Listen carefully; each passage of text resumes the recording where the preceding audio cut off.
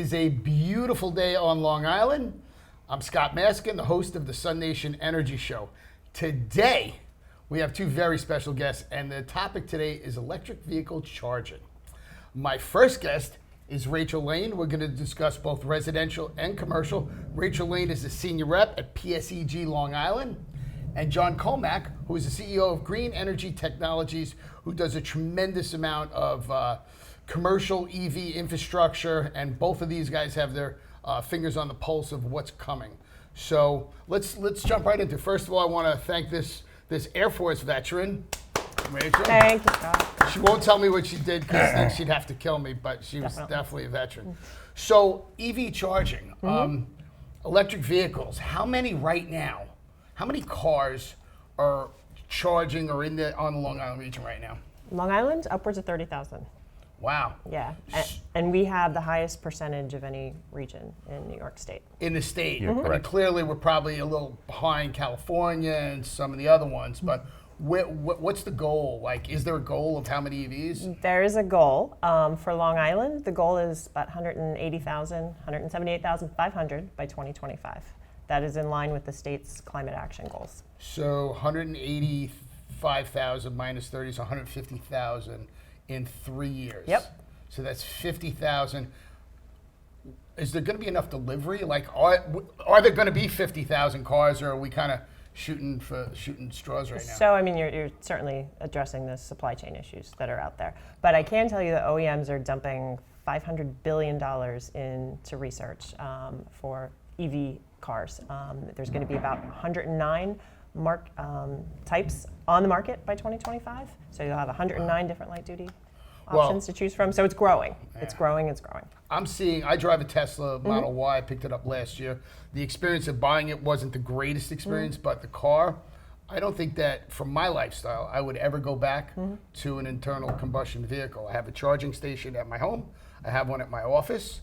And if I was doing a full charge, it was 326 miles. We charge up to about 90%, but it's been, it's just been a great experience. And one of the cool things about having an EV is because it's so connected. Like when you buy a car now, a regular car, this is the software, unless you're going for a recall or something, this is what you have for 3 or 4 or 5 years. I probably get updates from Tesla on a monthly basis. On a technology piece. Yeah, there's some new feature, Sure. There's some new way of adding range, doing this, doing that and stuff. And the data, the interesting, like you sign in and they're collecting so much data from me. Right. This is totally a two-way street, you know? It took a little while for me to get into like their navigation. But, I always, like for the first time I took it off island, right? So we talk about range anxiety, right? That's like a big thing. Yep. When I got my first EV, it was the hamster car. What's the hamster commercial? The Kia. Right. It had 120-mile range.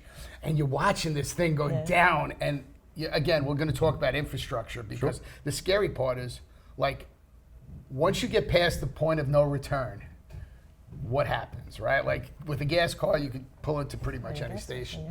So let's talk about, first of all, on the residential side, one of the things that PSEG Long Island is compelling is a really robust rebate program. So this is what we call a level 2 charger. This is something that you would see on your house. There's many manufacturers. I specifically did not bring a Tesla wall charger because the Tesla wall charger does not qualify for the rebate from PSEG. So tell us a little bit about that. So we have a rebate program that qualifies 2 different model chargers. You get $500 back off of the price of your charger if you buy one of the ones that's approved. And in exchange for that, we get the data of your charging station usage. That's why Tesla is not included in that rebate models, because of the data agreements from Tesla. And so then we can see how you're using your charger, and that helps us to understand what the impacts of the EVs are on the grid, and then you get a discounted charger for your house. Yeah, so again, this charger, John, what would you say? This is a level 2? That's a level 2 charger. Typical residential charger. A charge like that would probably take about 6 hours on a full charge. Yeah, one of Plus the or things, minus. on this particular Depending one, upon the voltage. Right. Right. So as a solar company, as an electrician as well, you know, it took me a little while to grasp charging rates. Like, well, how long does it take to charge a car? Yep. Right. So, you know, if you use the plug-in right into a wall outlet, Well, that's a 120 volt. oh my that God! takes So, forever. so at a 20 amp circuit, Right. you get 12 miles. So it's like 20 hours to charge up the car. Right. Whereas if you do a 60 amp circuit in your house, which 60 amp circuit is kind of like a dryer circuit, a range circuit, a hot tub circuit. I mean, I charge 300 miles, and well, the charge rate would be, with that, the charge rate is 36 miles an hour. So it, you know, about 6 hours. And the cool thing about I want to get into the tariffs a little bit, like, because I think one of the biggest problems with the PSEG Long Island grid is now with 180,000 cars all charging at the same time. What happens? So is that one of the control features we're looking to mitigate? So we are trying to incentivize people charging at night, which is what makes sense for most folks anyway, just from their day-to-day operations. And we do have new time of use rates that are out this year. There's 4 different rate options, and they all have an overnight greatly reduced rate, which is 40% off the standard charge, and it really benefits EV owners who do charge at night. Yeah, that's a sick discount. Like, Yeah. Right. So I get it. They're really trying. PSEG Long Oh, Island as far as an is really incentive, trying it's fantastic. to. You know, this thing probably costs $700, right? $600-700 Yeah. bucks. So you're getting almost all of it paid for. Now you got to have an electrician hook it up. I'm going to say, as an electrician, depending on where you put it in the garage, maybe it's $800 or something. You know, to have the sort, and then it's done. That's a cool feature.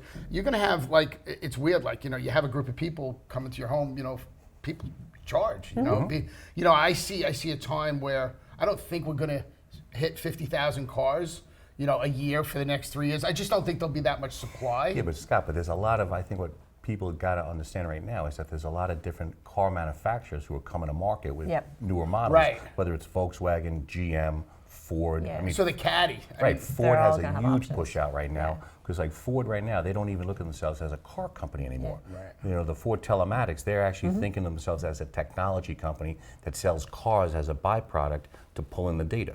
That's their vision for the future. And also look at the new registration percentages, what percent are EVs. 2 years ago, it was about 6%. This past quarter, it was 11% of all new registrations were electric vehicles. So it's growing. Right. So it's probably like in the solar industry. Like, again, I'm doing this 19 years, right? My first people in 2000, I'm the 14th person on Long Island to have solar at my house in Oakdale.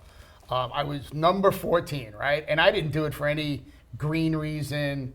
I wanted to try it out, and I got a huge rebate check from the utility, and I made money on doing it on my house, and I saved it all the way. But in the beginning of solar, it was tree huggers, right? It was.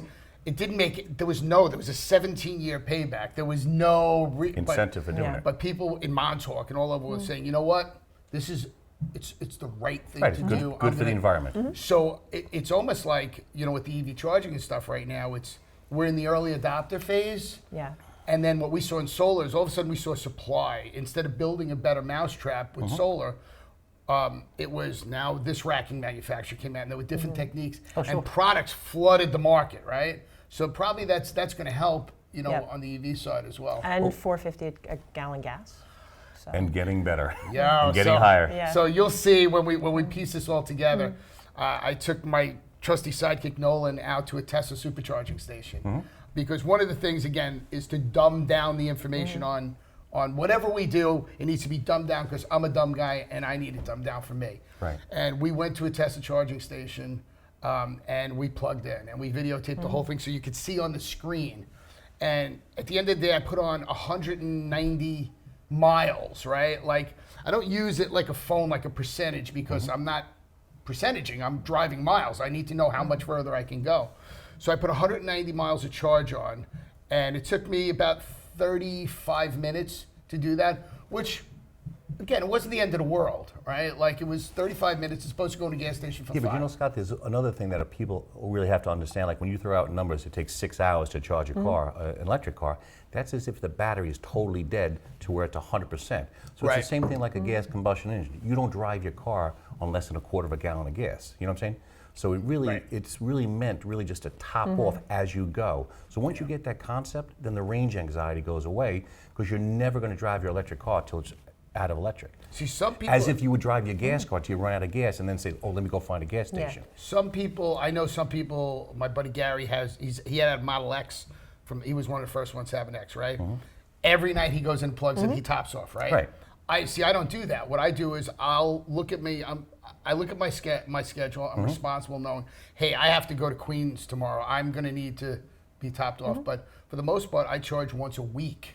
When I get down towards 80, 90 miles, now I'm looking at my schedule and saying, okay, I need to pop it in. And whether I'm at home or the office, that's kind of, so I think that it's going to evolve individually. You would set it up what makes sense for you. Right. And people have different, like they do with their gas cars. But I'm a slob when it comes to when. Like for me, there's no thought to the when. I have solar on my building, I have solar in my house. So that's the best case scenario, right? You're using solar to build charge to do your things. But when we did the math on 190 miles of charge at a Tesla charging station yesterday, okay, it worked out to 10.2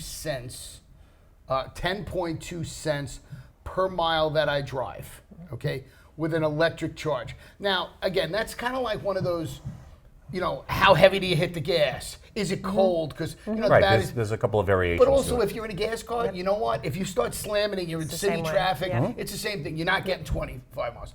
But at $4.23 a gallon yesterday at my corner station, if I did the same 190 miles at 25 miles a gallon, it was 17 cents. So 17 cents versus 10.2, there's a factor there. Yep. And that was at a public station. If you're charging at home at night, it's going to be even more Even affordable. cheaper. Right, Correct. exactly. That was at the Tesla Yeah. supercharger that I always like. The funny part is, like, if you're at one of these commercial charging stations, once you're charged, you better move. Like in 5 right. minutes, if you don't move, Oh, sure. they start giving you storage charges or Yeah. standing They charges wanna and keep stuff like the- that. Yeah, but you Or it's have to open. do that depending upon the location. Like we put in charging stations at train stations, but we lock it out after 8 hours that people don't get charged. We've also put charging stations in commercial retail centers, and that's where you have to be careful as far as getting too many hours, because you don't want the car to sit there. You want it to keep moving so you can get more charging. Oh, we're going to talk about the you go to commercial a side. park. Let's get Yeah, to no, resi the first. residential side is a lot different from the commercial side. doubt. But one thing I think we should also discuss is not just electric cars, because a lot of people don't understand this. I always say like the future is now, and it's amazing because you look at cars, buses, trucks, Sprinter vans, yellow school buses. School buses, It's yeah. just exponentially It's right now coming, growing yeah. like you can't believe. Yeah, no doubt. And people always say, well, I've never seen an electric truck. When you're on the LIA, look at any one of those Amazon trucks, they're all electric. Yeah, and they're You know? starting more and more. They're just starting to produce. So why is PSEG Long Island giving a rebate for EV charging? You're giving a discounted rate. You guys are in the business of, well, you're not in the business, but the goal is to make money, to sell more electricity and stuff like that. So what urges PSEG Long Island to jump into these programs? The state really has aggressive goals across all the different green technologies, and we're the easiest way to proliferate those goals and help meet those goals. The climate action goals, there's legislation that said by 2035, all new car sales have to be electric, so people need to get ready for that. Crazy. Yeah, and they have That's similar laws for crazy. school buses and medium duty, heavy duty trucks, and so helping to incentivize customers through the utilities is one of the ways to get those Wouldn't it goals be a achieved. 2035 like that? Yep. Remember when we were kids in school and stuff like that, and they said, it's 2001 in Space Right, Odyssey. right. And now it's 2022 now, Right, we drove that right was past that one. So, I think it's great to have goals and push it. I'm going to guess that Long Island is way ahead of the rest of the state. We're ahead of the state in EV adoption. Some of our infrastructure programs are still getting developed where they've had a little more time pushing some of them out, but we have a higher EV adoption percentage than the rest of the state. So one of the things that I kind of always try to equate to people is, what is it like if you're doing a solar system? The rule of thumb that I have with my people is, if you're going to drive 10,000 miles, the load, again, generic load, is about 4,000 kilowatt hours more that you have to produce. So now we're starting to see, let me say that again, 4,000 kilowatt hours for 10,000 miles of driving. Again, this is such a, it's such a moving target, right? Like there's no bullseye here, but that's it. So when we're sizing solar systems now, we're asking those questions. One of the other things that I wanted to talk about, so this is this, we'll show this later, right? Like, so this is kind of a standard connector that you'll see. This is a J plug. J what? J 1772. J 1772. Yeah. So this pluggy that I just took out of my car, this adapter, just so you know, you can, like a Tesla can charge here. What would happen is this goes in, this goes in my Tesla, and then the plug that would plug into here hits here. I do not know if it's the other way around. Like, Well, I can actually answer that, because when Elon Musk had his vision, he thought he was going to rule the world, which he still is. But when he started his electric cars, he thought he was going to be the only electric car company, and his chargers were going to be only chargers. So that's why he believed at the time that a Tesla car can only charge in a Tesla charger. What's actually happened now, which is kind of interesting, and this is a very important point, is all of our charging systems are agnostic, meaning that any car, any boat, any plane can charge in any of our chargers. I actually had to sign an international agreement stating that we'd always keep an open system and not a subscription service. So what ends up happening now is the Tesla model now has come out and gives everybody their adapter, so that that Tesla car now can charge in my charging stations. But it's not reciprocal. It's not the other You way cannot have a Volkswagen or a GM Plug go in a charge Tesla in a Tesla. Supercharger. Yeah. Doesn't so there work. is no adapter that goes back. No, I think they're testing it in Europe, but I don't know if they'll Right. bring it I mean, here. the cool thing is like it's so effortless. Like when you go to a supercharger station, it's kind of effortless because it's all, they have your card on file, they have everything, Right. and they send. But so is this now becoming like the USB of EV? So it is for the level 2 charging stations. Correct. There's two different plugs for the DC fast charging stations. There's the CCS, which looks like that and has an extra little gizmo at the bottom, and then there's the CADMO. Doohickey. Right, There's the an extra CHAdeMO. doohickey. See, Yeah. right now the stations that I put in, because what I do also too a little bit differently is, this is going to sound a little crazy, I'm not in the business of selling charging stations. So what I typically do for any client, if they want to charge, say, 10 cars, I'll only put in 5 charging stations with dual ports. And right now we'll have both adapters that I can change out in the future.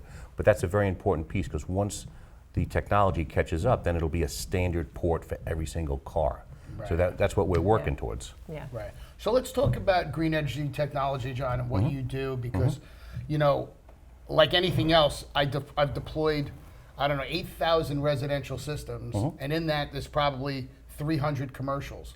I would probably say that my commercial systems, from a scale of how much they re-inject into the grid, is probably 50% in those 300 than the other 7,200 in solar systems. So commercial EV charging is going to be a massive piece to this.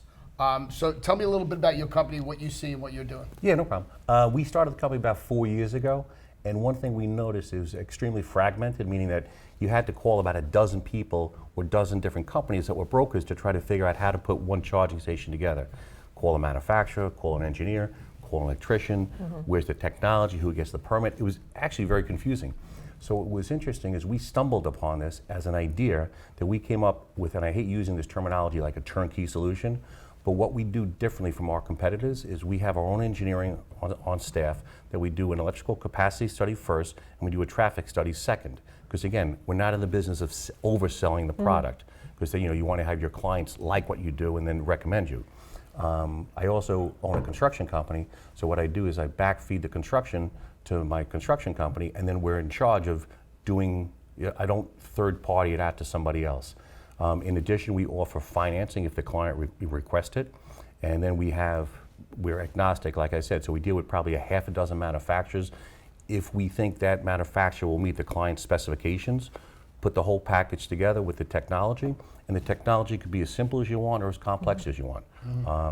We also do is we plant a tree for every charging station we put in. We actually won an award from the League of Conservation Voters last year. Our goal is actually to plant 1 million trees by the time I retire. What are you seeing right now? Like we talked the other day, like from an application into PSEG Long Island, we what's coming in? Like you said that you're seeing a real influx from dealerships. Car dealerships. Car dealerships are really ramping up. The OEMs are requiring the car dealerships to have charging stations at their facilities before they can take delivery of electric vehicles. And so the car dealerships want to sell the cars. So, so that's been a really big, fast-growing market for us. We've seen some DC fast chargers along the corridors from Tesla and Electrify America, the big companies. And then the level 2 charging stations at commercial properties, we've seen mostly small installations, 2-port, 4-port installations from a variety of businesses, small businesses.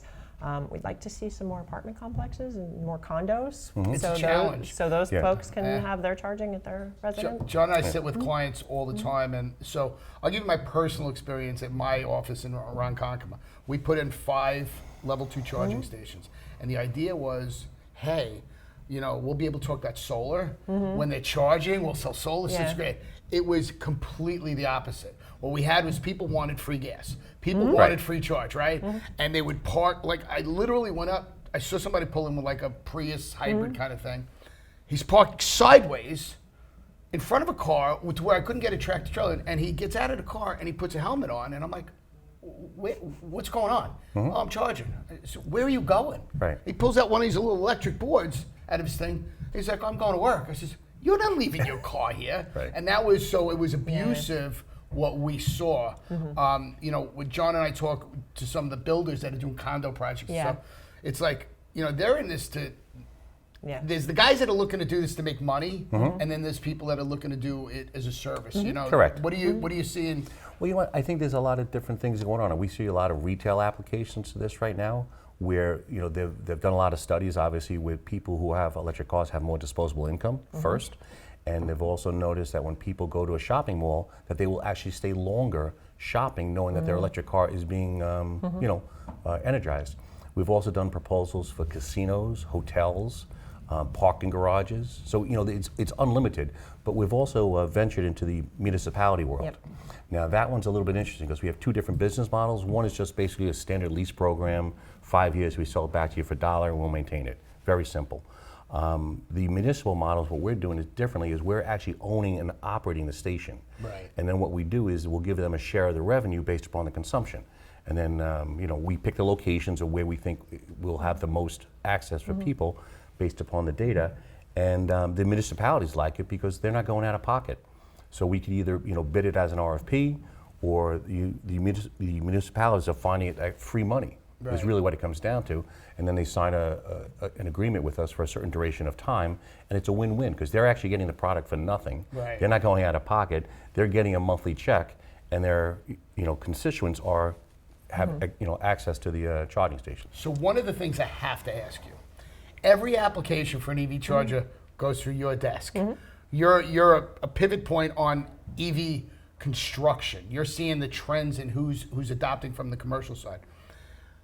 I have to believe that at some point, the people that own gas stations, the people that are in the petroleum industry, if they're not seeing the handwriting on the wall and dedicating a bay to EV charging, is it happening? Is it not happening yet? What do you see? Scott, they're a major oil and gas distribution company in America is looking at right now prototypes of ripping out every gas station in America and turning it into an electric charging facility. So it's there. They're trying to mix the gas and the electric, but there's certain distances where you have to keep it away. But I think in the long run, what you're going to see, and I'm not going to put a time frame on it, but you will see gas stations ultimately disappear, and they'll all become the L3 fast chargers, and it'll be a different type of gas station, not just where you get a cup of coffee, maybe you can go shopping. There's a lot of different variations on right now, but that's really, really the future. Yeah, no, I think it has to happen because I don't think people are going to adopt until the infrastructure. Listen, I know EVgo is another competitive out there, but I mean they just got an $800 million influx for infrastructure advancements and stuff like that. So there's a lot of Wall Street money heading down the pike into doing this. But it's only going to be your $50,000 a year to me. Let's say the supply is there until you get people to the mindset that it's available, it's accessible. It's just not going to be there. So that's one of the challenges that I see.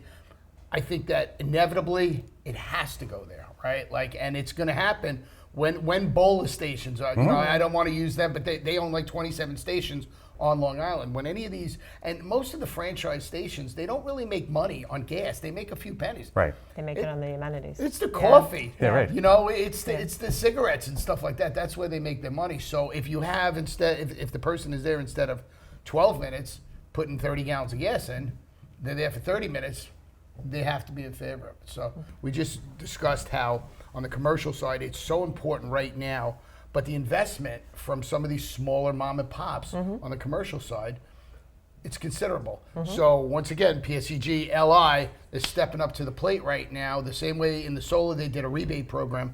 They have this Make Ready program, Rachel. Yep. So, and it's so vital. We're using it, both John's using it, I'm using it. Great. Tell us about the program. So the program has money for the infrastructure upgrades, labor and materials to build out everything that you need to the charging station itself. Charging station is unfortunately not covered, but the amount of money that's available goes from $30,000 all the way up to $529,000. Depends on what type of charger you're installing, where you're installing it.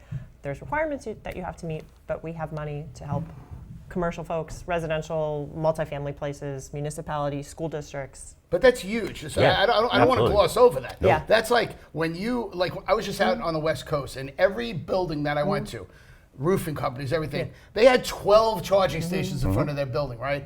And one of the most expensive pieces isn't really the end device. No, it's the infrastructure. It's getting from Right. that high voltage line down to that. Yep. So that's a huge Yep. investment Yep. from you the guys. utility, if there's any utility work that's needed, that's included, and then the work that goes from the utility entry point to the charging station, the trenching and the conduit and all that sort of stuff is all incentivized in the program. Massive. And, you know, there's not, for the most part, you know, when we talk about ROI, like we talk about solar, there's a return on investment. With EV charging, unless you're selling the power to the end user, like you're not recouping these costs. Like if you're doing it for your employees to be able to go to EVs and charge and stuff, that's a big component is the outlay and stuff like that. So, and you're using the program, right? You've seen absolutely. success with the program. It's very easy to use. You know, it's user friendly. Yeah, I don't want to So- get too deep into there's a complexity issue on who's going to use the charger because that affects how much you get paid, you know, whether it's public or private, exactly. stuff like that. But Yep. but there is a program and it's well funded. It's very well funded. And it's going to expand, you know. Well, so, I think it's more important that what you're trying to do is you're trying to invite the public and have public access. Yes. You know what I'm saying? That's really the key. so, again, I thank you Thank for your you. time No, today. Thanks for Thank you having for us. having us. I love talking to industry pros like you guys. And as always, connect with me. I want feedback. Everything we said was my opinion, their opinions, their facts and stuff like that. Next time on the SUNation Energy Roller Coaster Show, we're not going to tell you what's coming.